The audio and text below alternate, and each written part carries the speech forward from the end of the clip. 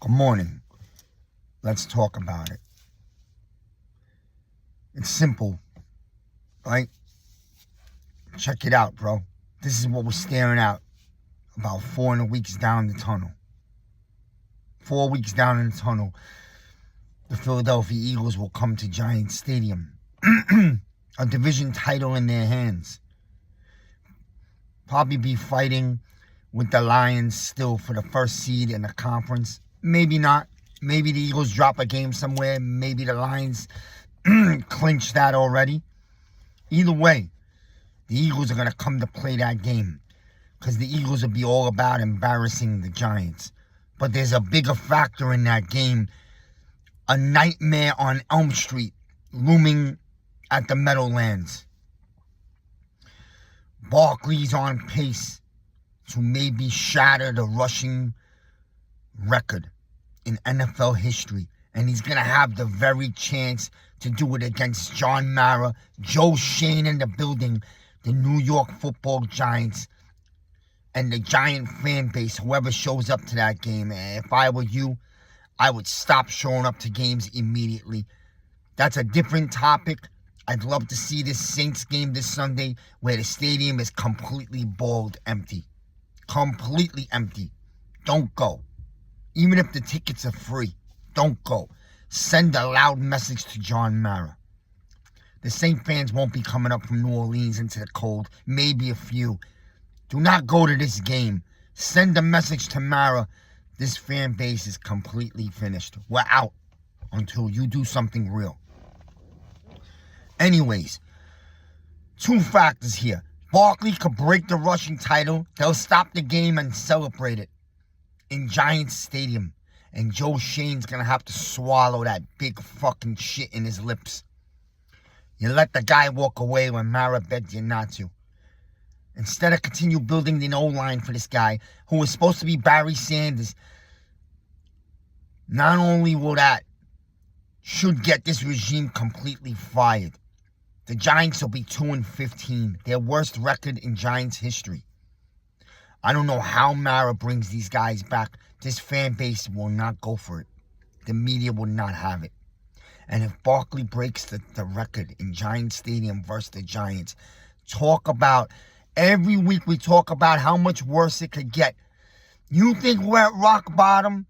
That's going to be the ultimate historic epic rock bottom. To watch Barkley break the NFL rushing record in our house versus the New York Giants when it should have been for the Giants in blue. Instead, he's going to do it in the disgusting green Eagle jersey, our biggest enemy in the league. And it's because Joe Schoen thought it'd be okay to let him walk away. And when all that is done, you could think back and say, yo, not only did we let a yellow jacket go. Do you remember a man who drafted Barkley by the name of Dave Gettleman? Who right now when you look back and all you motherfuckers who shitted on him, and I told you for years Gettleman was a very good scout, a good talent drafter, evaluator.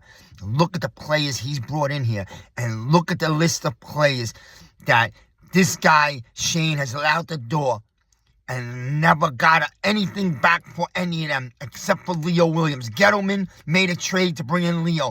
Leo is destroying the league. He's been doing it for years. Yesterday, it was 3 sacks and a 92-yard touchdown. He beat the Jets single-handedly. Okay? So when he's emotionally getting up for a game, he's one of the best in the NFL. That was Gettleman brought him into the Giants. Right?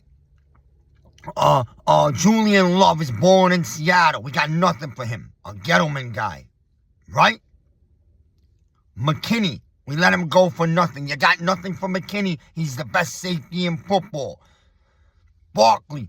He might be the all-around best player in the NFL this year. We got nothing for him. Gettleman drafted him. Said, day one, this guy's a yellow coat Hall of Famer.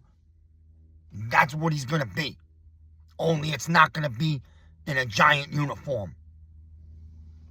Now, he drafted Daniel Jones because we were desperate, because the Mara made him hold on to Eli too long. So they drafted Barkley to try to give Eli another year or two, but they never had the O-line.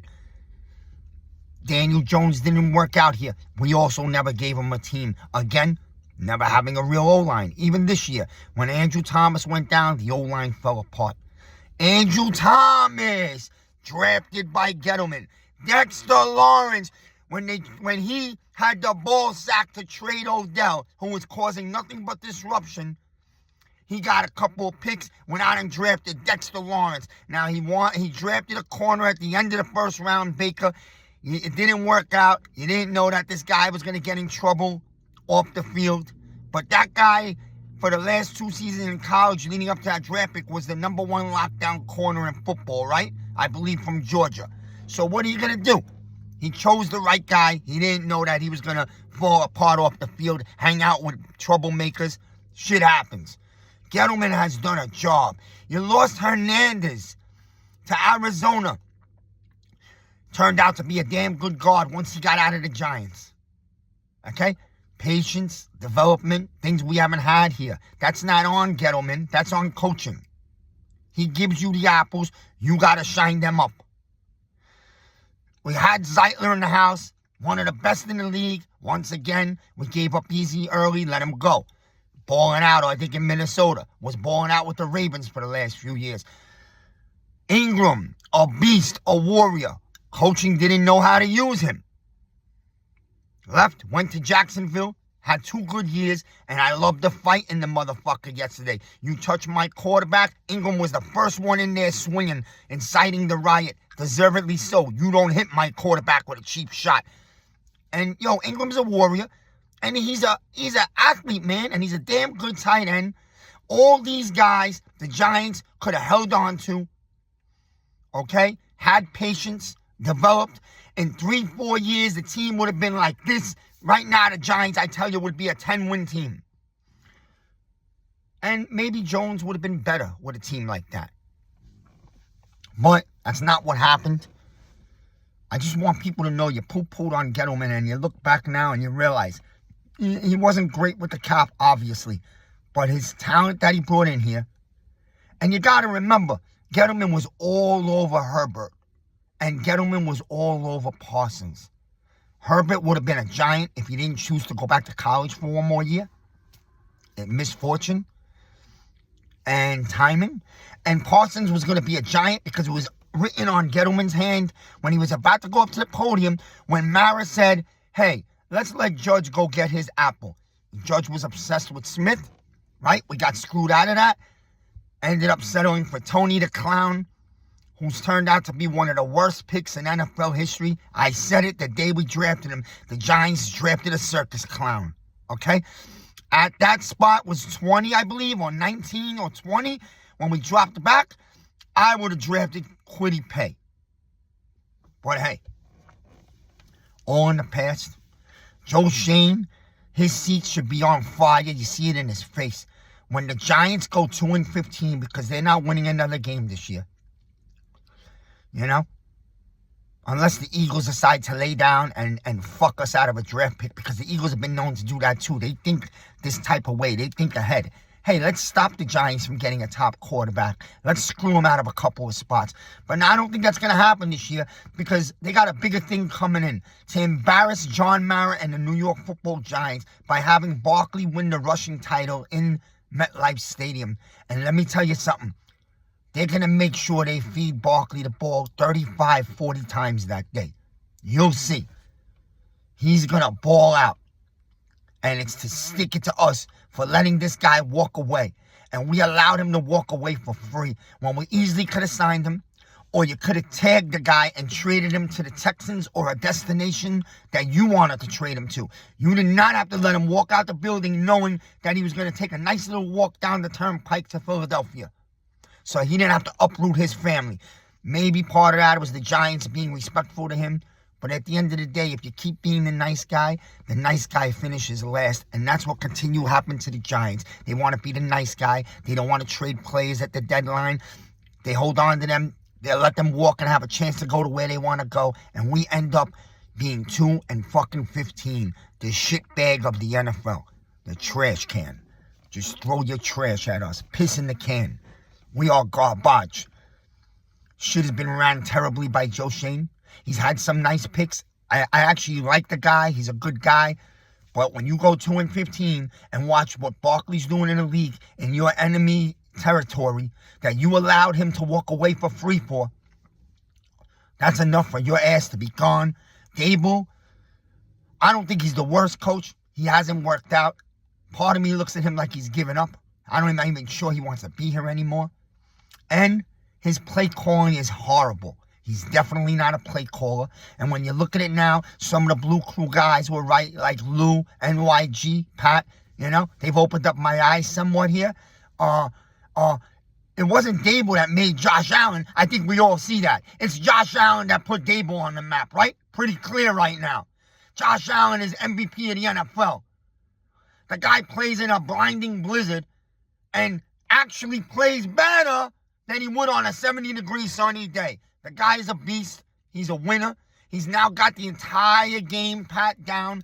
I'd go as far to say Josh Allen is the best quarterback in the NFL. It's been like that for like 2 years. He's better than Mahomes. Mahomes is just under the greatest coaching staff in football, and they have a great system. Josh Allen is the best quarterback in the NFL, and right now, MVP should be between him and Barkley.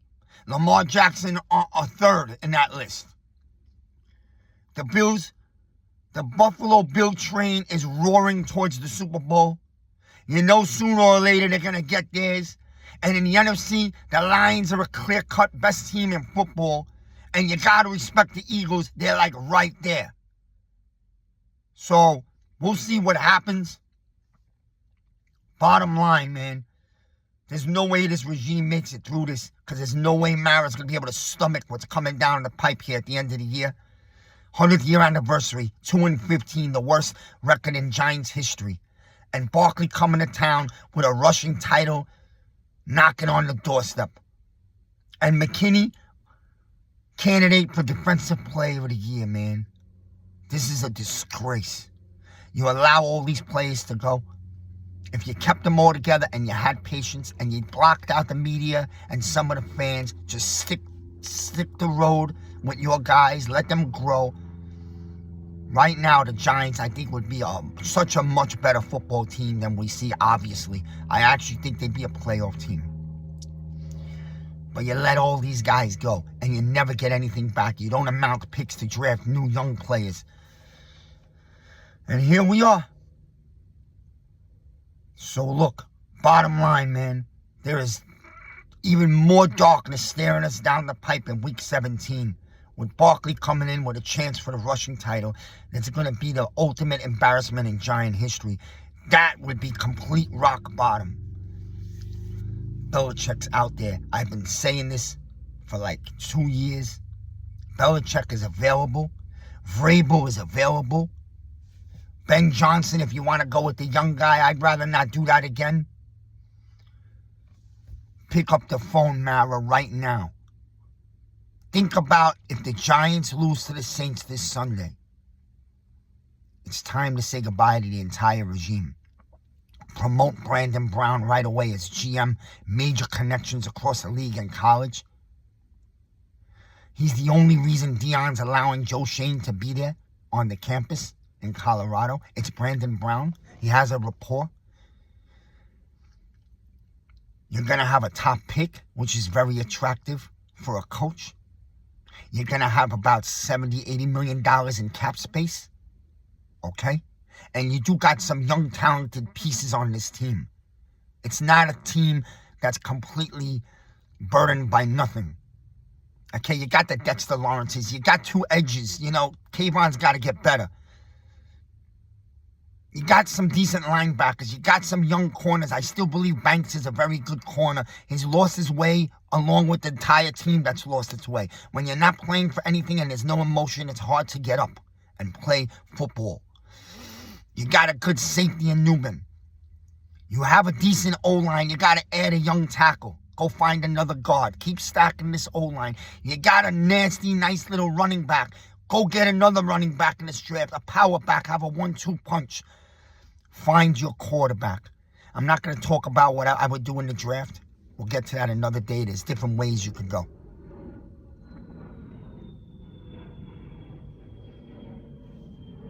Belichick, this is the New York Football Giants, John Mara. How you doing, buddy? Come home. Fix this train wreck. The keys to the franchise are yours. Come give me 3 to 4 years and have a successor waiting behind you. Bill Belichick, come home. Miz.